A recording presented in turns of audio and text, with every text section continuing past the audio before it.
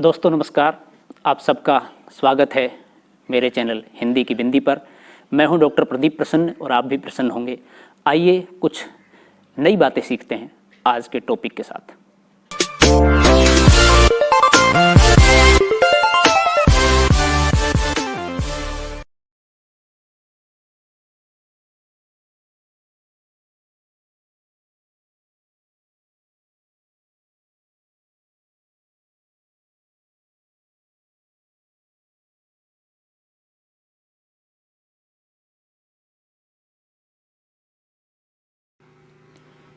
विद्यार्थियों, आज की वीडियो हम बना रहे हैं कक्षा 12 की हिंदी पुस्तक अंतरा भाग 2 के काव्य खंड से, जिसमें कवि केदारनाथ सिंह के द्वारा लिखी गई कविता बनारस और दिशा, इन दोनों कविताओं से संबंधित।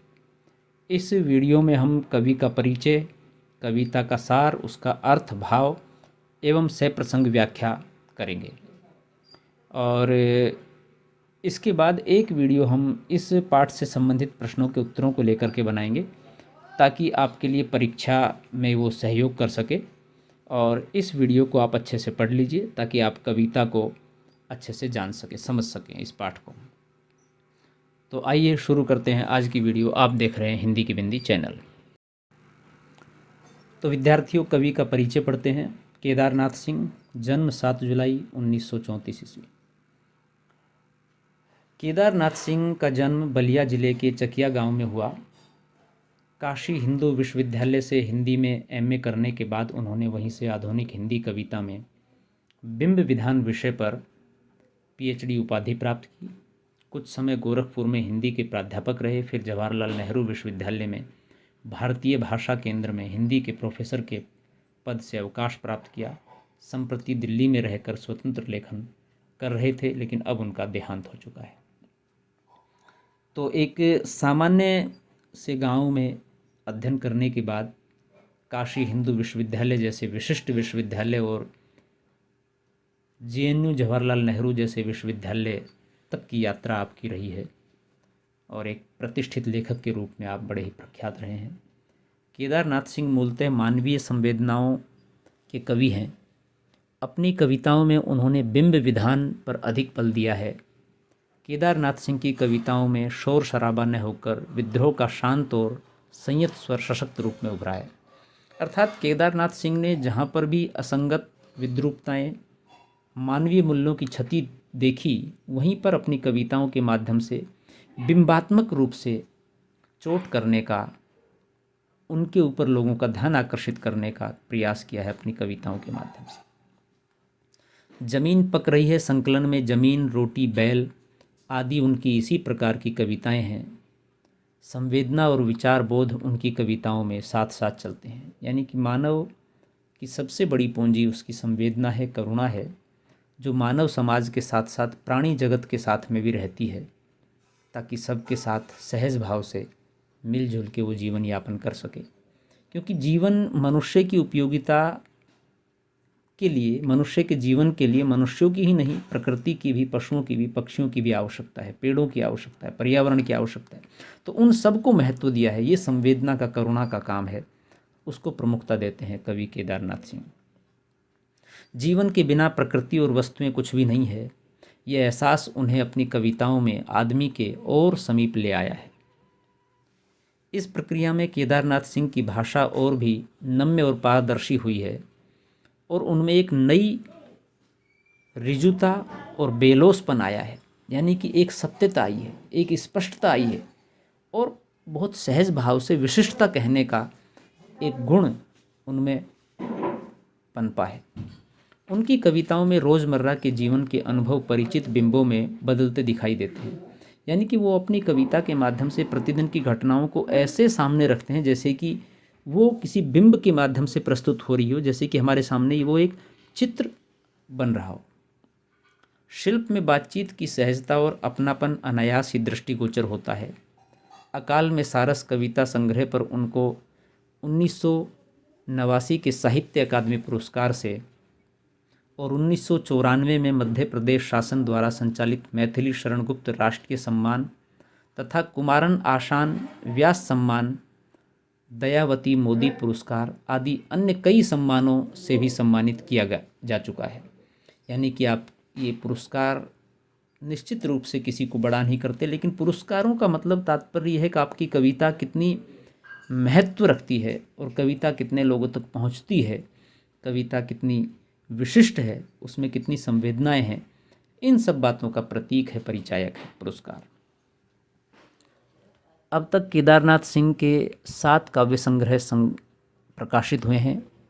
बिल्कुल अभी ज़मीन पक रही है, यहाँ से देखो, अकाल में सारस, उत्तर कबीर तथा अन्य कविताएं, बाघ, टालस्टॉय और साइकिल, कल्पना और छायावाद और बिंब विधान का विकास उनकी आलोचनात्मक पुस्तक है। मेरे समय के शब्द तथा कब्रिस्तान में पंचायत निबंध संग्रह है।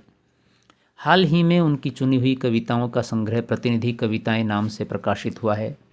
ताना बाना नाम से विविध भारतीय भाषाओं का हिंदी में अनुदित काव्य संग्रह हाल ही में प्रकाशित हुआ है। यानी कि ये सब रचनाएं उनकी प्रकाशित हो चुकी हैं। अब हम बात करते हैं यहाँ पर जो कविता है बनारस, उसके बारे में। बनारस कविता में प्राचीनतम शहर बनारस के सांस्कृतिक वैभव के साथ ठेठ बनारसीपन पर भी प्रकाश डाला गया है। बनारस शिव की नगरी और गंगा के साथ विशिष्ट आस्था का केंद्र है। बनारस में गंगा, गंगा के घाट, मंदिर तथा मंदिरों और घाटों के किनारे बैठे भिखारियों के कटोरे जिनमें वसंत उतरता है का चित्र बनारस कविता में अंकित हुआ है। यानी कि पूरा बनारस का एक दृश्य इस कविता के माध्यम से दिखाया गया है, जिसमें घाट है, मंदिर हैं, गंगा है, भिखारी हैं, उनके कटोरे हैं, कैसे वसंत जैसे आता है ऐसे उनकी उम्मीदें आती हैं। इस शहर के साथ मिथ की आस्था, काशी और गंगा के सानिध्य से मोक्ष की अवधारणा जुड़ी है। गंगा में बंधी नाव एक और मंदिरों घाटों पर जलने वाले दीप तो दूसरी तरफ कभी न बुझने वाली चिताग्नि, अर्थात शमशान घाट भी है तो मंदिर भी है। आरती समाप्त नहीं होती है तो चिताग्नि भी समाप्त नहीं होती है। उनसे तथा हवन इत्यादि से उठने वाला धुआं, यही तो है बनारस। यह हर कार्य अपनी रो में होता है। यह बनारस का चरित्र है। आस्था, श्रद्धा, विरक्ति, विश्वास, आश्चर्य और भक्ति का मिलाजुला रूप बनारस है। काशी की अति प्राचीनता, आध्यात्मिकता एवं भव्यता के साथ आधुनिकता का समाहार बनारस कविता में मौजूद है। यानी कि पूरी भव्यता उस बनारस की इस कविता में दिखाई देती है। आधुनिकता भी है तो परंपरागत सत्यता, प्राचीनता भी इसमें दिखाई देती है। ये कविता एक पुरातन शहर के रहस्यों को खोलती है। क्या उसमें विशिष्टता है? बनारस एक मिथक बन चुका शहर है। इस शहर की दार्शनिक व्याख्या यह कविता करती है। कविता भाषा संरचना के स्तर पर सरल है और अर्थ के स्तर पर गहरी। यानी कि भाषा के स्तर पर सहज समझ में आ जाती है, लेकिन अर्थ जब हम इसका प्राप्त करते हैं तो बहुत गंभीर बातें कहने का प्रयास करती है कविता। कविता का शिल्प विवरणात्मक होने के साथ ही कवि की सूक्ष्म दृष्टि का भी परिचायक है। दूसरी कविता है दिशा। दिशा कविता बाल मनोविज्ञान से संबंधित है, जिसमें पतंग उड़ाते बच्चे से कवि पूछता है, हिमालय किधर है? एक सहज सवाल है। बालक का उत्तर बाल सुलभ है कि हिमालय उधर है जिधर उसकी पतंग भागी जा रही है। हर व्यक्ति का अपना यथार्थ होता है। बच्चे यथार्थ को अपने ढंग से देखते हैं। कवि को यह बाल सुलभ संज्ञान मोह लेता है। कविता लघु आकार की है और यह कवि कहती है कि हम बच्चों से कुछ न कुछ सीख सकते हैं। कविता की भाषा सहज है। तो आइए अब हम कविताएं पढ़ते हैं। तो पहले बनारस कविता की व्याख्या। इस शहर में वसंत अचानक आता है, और जब आता है तो मैंने देखा है लहर तारा या मड़वा ढी की तरफ से उठता है धूल का एक बवंडर, और इस महान पुराने शहर की जीभ किरकिराने लगती है। इन पंक्तियों का भावार्थ केदारनाथ सिंह जी ने इन पंक्तियों में वसंत रूपी प्रसन्नता के आगमन का निरूपण किया है। कवि बनारस में ऋतु परिवर्तन के साथ होने वाले बदलावों का विवेचन करते हुए कह रहे हैं कि बनारस में वसंत का आगमन अचानक होता है, जिसके लिए शहर पहले से तैयार नहीं होता है। वसंत आने के साथ ही अपनी विशिष्ट संस्कृति के लिए ख्याति प्राप्त लहर तारा और मड़वा ढी में विशेष रूप से गतिविधियां बढ़ जाती हैं। और संपूर्ण शहर भावी समृद्धि व प्रसन्नता हेतु लालायित हो जाता है। यानी कि वसंत आने के समय बनारस का ये विशेष दृश्य कैसा विहंगम, कैसा प्रसन्नता के कारण विशिष्ट बन जाता है, उसको विशेष रूप से यहाँ पर व्यक्त किया गया है। आगे कवि लिखता है, जो है वह सुग बुगाता है, जो नहीं है वह फेंकने लगता है पचखियाँ। आदमी दशाश्वमेध पर जाता है, दशाश्वमेध पर जाता है और पाता है घाट का आखिरी पत्थर। कुछ और मुलायम हो गया है, सीढ़ियों पर बैठे बंदरों की आँखों में एक अजीब सी नमी है और एक अजीब सी चमक से भर उठता है भिखारियों के कटरों का निचाट खालीपन। इन पंक्तियों का भावार्थ है, इस पद्यांश में आकांक्षा पूर्ण होने का भाव तिरोहित है। कवि कह रहे हैं कि जिसको प्राप्ति की इच्छा है वह उत्सुकता से लेने की प्रतीक्षा करने लगता है और जो प्रदाता है वह प्रदान करने लगता है।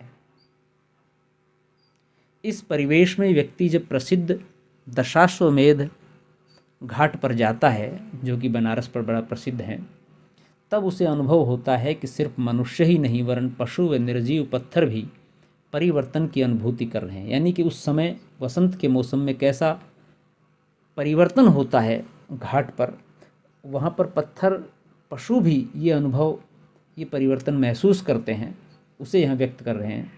सीढ़ियों में बैठे बंदरों की आंखों में नमी है, यानी कि एक उत्सुकता है, और खाली पात्र लिए भिक्षुओं के चेहरे में चमक है और वह अब आशान्वित है। क्यों?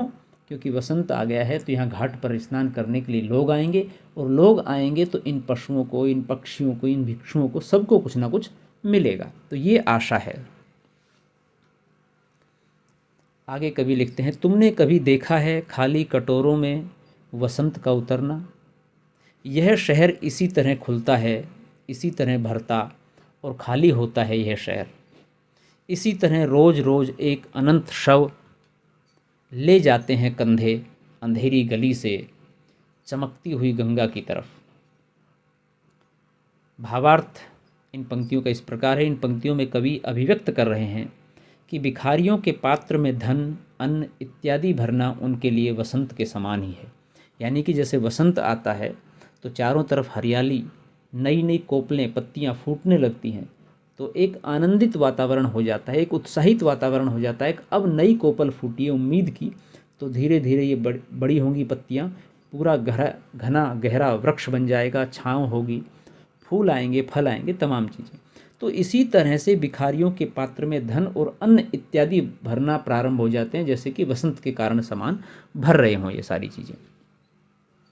भिक्षुओं का जीवन निर्वहन इन्हीं कटोरों की रिक्तता और भरे होने पर निर्भर करता है। यानी कि यदि रिक्त है तो वो भूखे हैं, परेशान हैं, विह्वल है, चिंतित हैं, और यदि वो भरे हुए हैं तो वो खुश हैं, प्रसन्न हैं, उनको भोजन मिल गया, अन्न मिल गया, उनका पेट भर गया, उनके परिवार का लालन पालन हो गया। इस कारण से तो कवि कह रहे हैं बनारस का जीवन चक्र भी कुछ इसी प्रकार से है, जो कि इच्छाओं की पूर्ति होने के साथ शुरू होता है और शाम तक जलते शवों के समान खाली होता जाता है। अर्थात जीवन का प्रारंभ और अंत बनारस के घाटों में स्पष्ट दिखाई देता है कि जैसे प्रत्येक व्यक्ति का जीवन किस तरह से प्रारंभ होता है और कैसे सुबह से शाम तक उसका एक दिन का जीवन समाप्त हो जाता है, तो बनारस के घाट में इस जीवन को हम प्रारंभ से अंत तक प्रतिदिन के रूप में देख सकते हैं। इस शहर में धूल धीरे धीरे उड़ती है, धीरे धीरे चलते हैं लोग, धीरे धीरे बजते हैं घंटे। शाम धीरे धीरे होती है। यह धीरे धीरे होना, धीरे धीरे होने की सामूहिक लय दृढ़ता से बांधे हैं समूचे शहर को। इस तरह की कुछ भी गिरता नहीं है कि हिलता नहीं है कुछ भी, कि जो चीज़ जहाँ थी वहीं पर रखी है, कि गंगा वहीं है, कि वहीं पर बंधी है नाव, कि वहीं पर रखी है तुलसीदास की खड़ाऊँ सैकड़ों बरस से।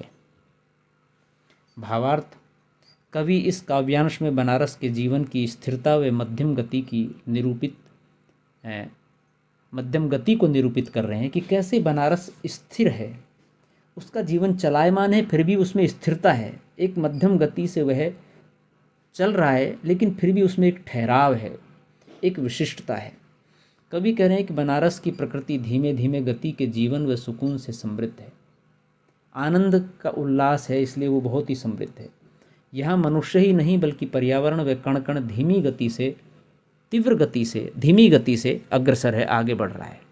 यहाँ धूल धीरे से उड़ती है, लोग किसी बेतहाशा दौड़ और गलाकाट प्रतिस्पर्धा के भागीदारी नहीं है, उन्हें कोई जल्दी नहीं है, वे धीरे धीरे चलते हैं। मंदिर के घंटों की ध्वनि धीमी और मधुर है, शाम भी मध्यम गति से होती है और सुकून से भरी हुई है। यानी कि किसी प्रकार के कोई काम में कोई जल्दबाजी नहीं है, सहजता से बहुत शनह धीरे धीरे सब कार्य हो रहे हैं।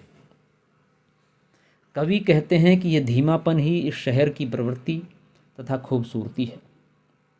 ये धीमापन बनारस को स्थिर किए हुए है, यानी कि ये इसकी विशिष्टता है, खास बात है। और ये धीमापन बनारस की स्थिरता है, इसकी खूबसूरती इसलिए भी है जितनी तेज़ गति से महानगरों में जो परिवर्तन हो रहे हैं, परिवर्तन के नाम पर जो बहुत सारी परंपराएं, रीति रिवाज, संस्कृति बदली जा रही हैं, वो यहाँ पर हैं, लेकिन इतनी तेज़ गति से नहीं है, बहुत धीमे धीमे है। तो वो खास बात है। एक सूत्रता में पिरोए हुए पूरे बनारस को ये धीमी गति से चलायमान इसका। इस शहर में कुछ गिरता नहीं, अर्थात यहाँ पतन नहीं है, परिवर्तन नहीं है। हर वस्तु विचार अपने मूल रूप में सुरक्षित है। गंगा वहीं है, नाव वहीं है, और तुलसीदास जी की खड़ाऊँ भी एक ही स्थान से लोगों को भक्ति की प्रेरणा दे रही है। अर्थात कहने का तुलसीदास के विचार आज भी वहाँ पर इतने प्रगाढ़ हैं, इतने संयुक्त और इतने पुख्ता हैं कि उनको कोई हिला नहीं सकता। उनमें इतनी आस्था, इतना विश्वास है लोगों का उन विचारों के प्रति, इतनी सशक्तता, इतनी मजबूती है वहाँ पर।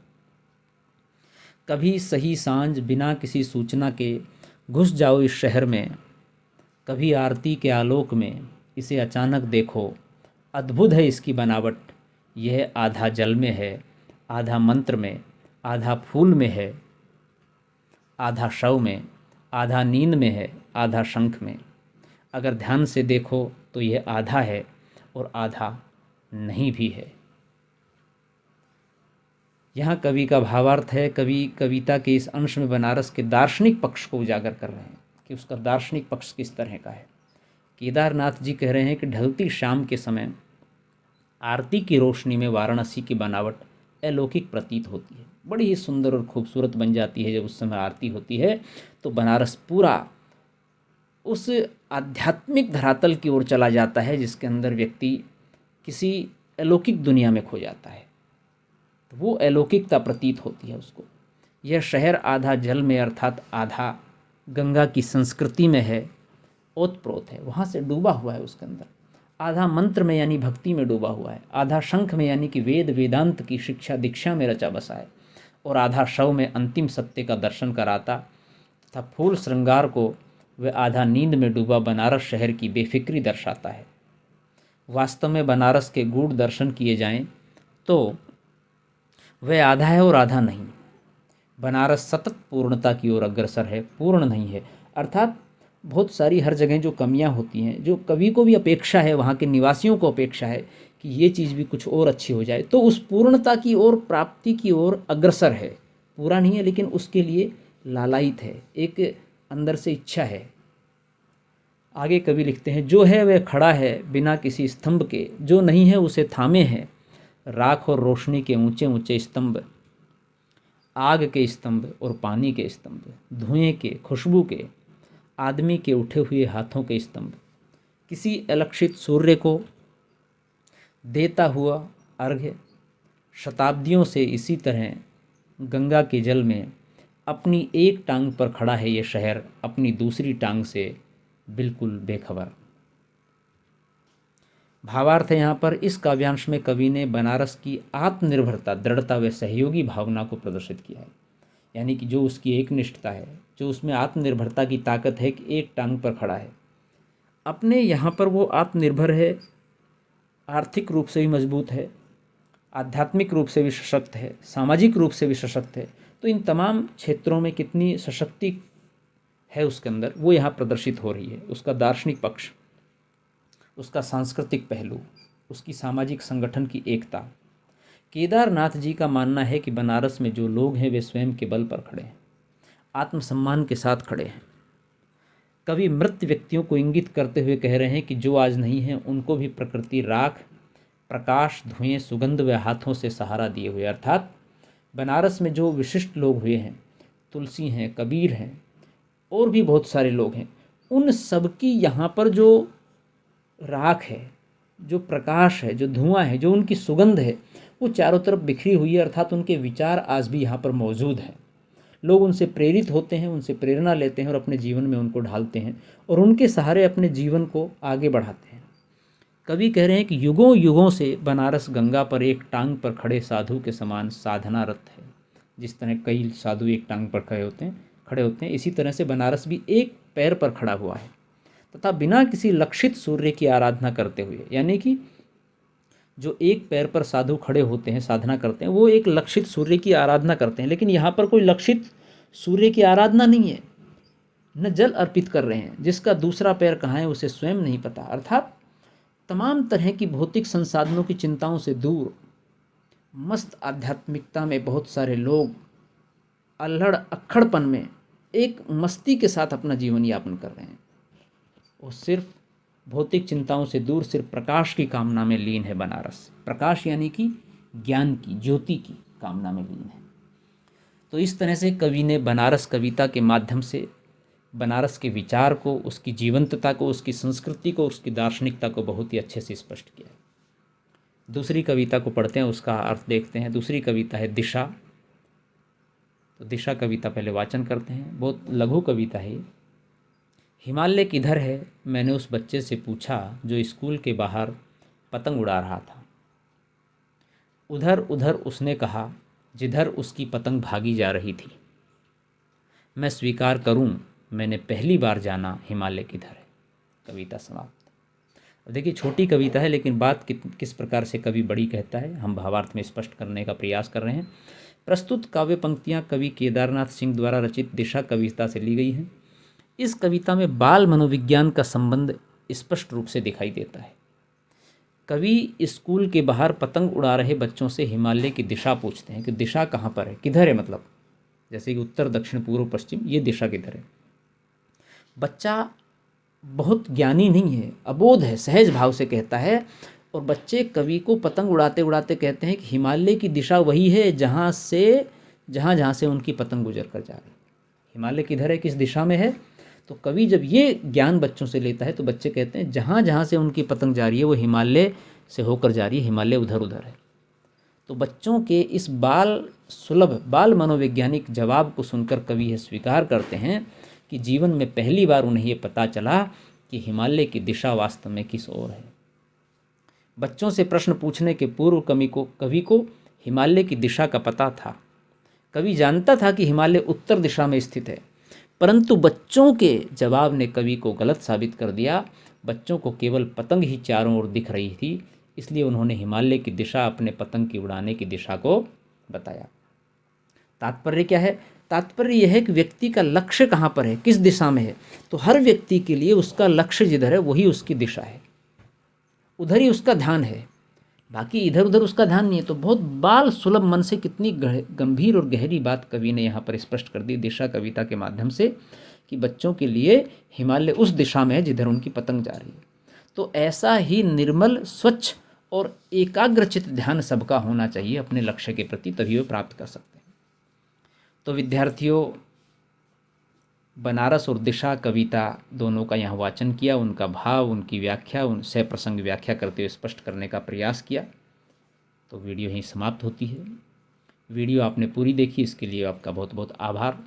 यदि वीडियो आपको अच्छी लगी हो तो इसे लाइक करें, शेयर करें, कमेंट्स करें और हिंदी की बिंदी चैनल को सब्सक्राइब करना न भूलें। साथ ही साथ बेल आइकन को भी दबाएं ताकि सभी प्रकार की वीडियो की सूचना आप तक पहुंच जाएं और वीडियो आपके लिए लाभान्वित होगी, ऐसी हमें आशा है। यदि आपके मन में कोई सवाल, कोई जिज्ञासा, कोई प्रश्न हो इस वीडियो से संबंधित या अन्य किसी टॉपिक से संबंधित, किसी पाठ से संबंधित, तो आप कमेंट्स बॉक्स के माध्यम से हमें सूचित करें।